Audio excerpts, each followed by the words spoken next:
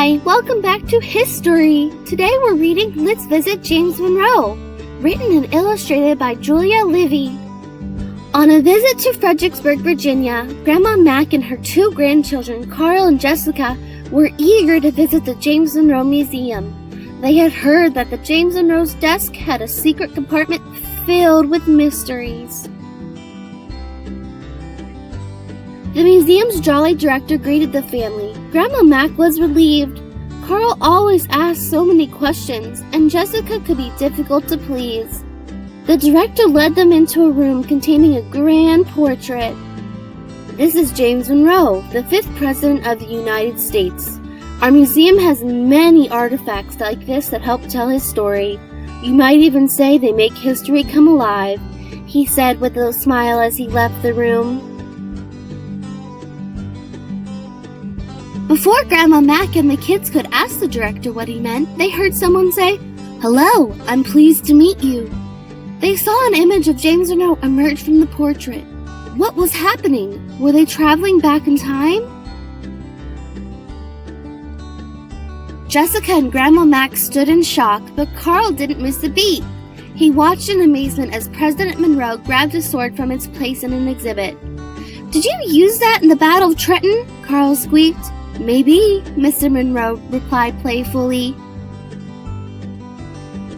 To lead Carl away from the dangerous sword, Grandma Mac pointed excitedly to a bicorn hat and a cockade, imagining how impressive they might have looked during the French Revolution. Mr. Monroe handed Jessica a telescope, explaining that he used it to watch the British Army coming to attack Washington, D.C. during the War of 1812. She could see soldiers in red coats being rowed ashore from mighty warships. Mr. Monroe told her about the many jobs he had before becoming president. "I was a soldier, a congressman, a diplomat, governor of Virginia, secretary of state, and secretary of war," he said proudly. "My wife and I even saw Napoleon Bonaparte crowned Emperor of France." "How did you manage to be everywhere and see everything at once?" Jessica asked. "We can only be in one place at a time, my dear," Mr. Monroe said. "I was honored to have many important jobs during my life, and I traveled to many places." He led the family into another room in order to illustrate his point. "Who are these guys?" Carl wondered. His question was quickly answered. A bas-relief sculpture of the signing of the Louisiana Purchase Treaty came to life. James Monroe, Robert Livingston, and the French treasurer François Babet-Mabois talked about the huge amount of land the United States bought from France in 1803.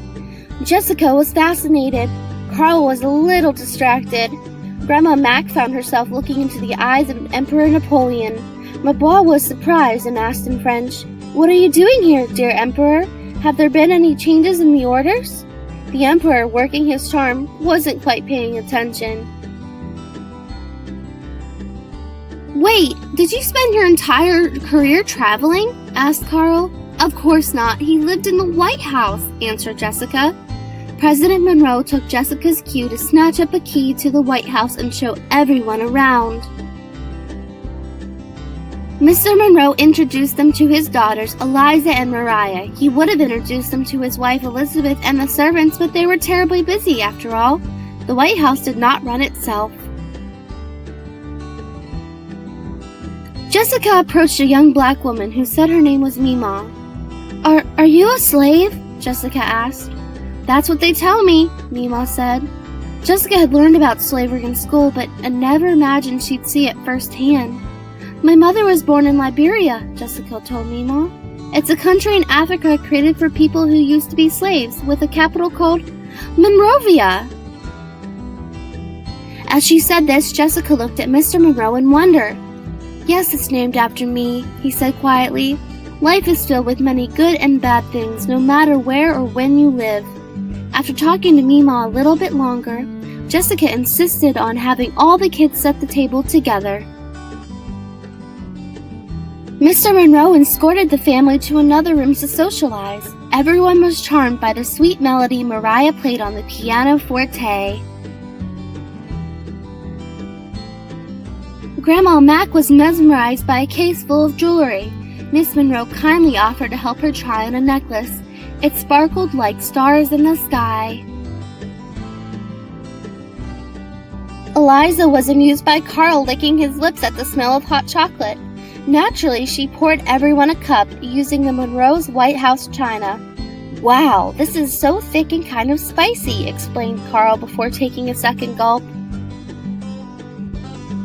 "What are these little boxes and sponges?" Jessica asked Eliza. "They're called vinaigrettes," Eliza replied sweetly. "We soak the sponges in vinegar, put them in boxes, and carry them with us in crowded rooms to mask people's bodies' odors." Jessica was totally grossed out by this, though Eliza didn't seem to mind.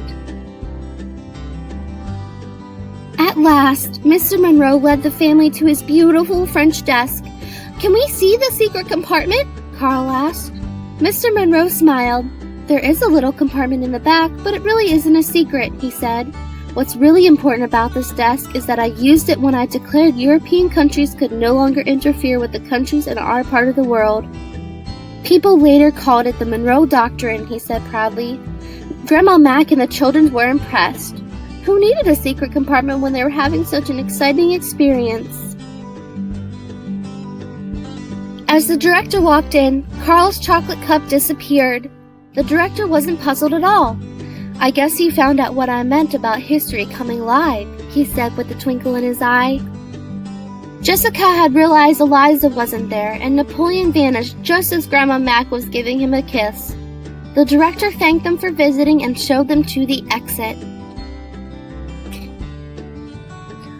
"Oh, what fun! We must come back soon," Grandma Mac sighed as Carl giggled and Jessica nodded quietly in agreement. The end. Thanks for joining us for history. We hope to see you next week for another exciting book. In the meantime, we hope you'll follow the James Monroe Museum on all our social media. You can also find us at www.jamesmonroemuseum.umw.edu. Thank you, and I'll see you next week. Be safe!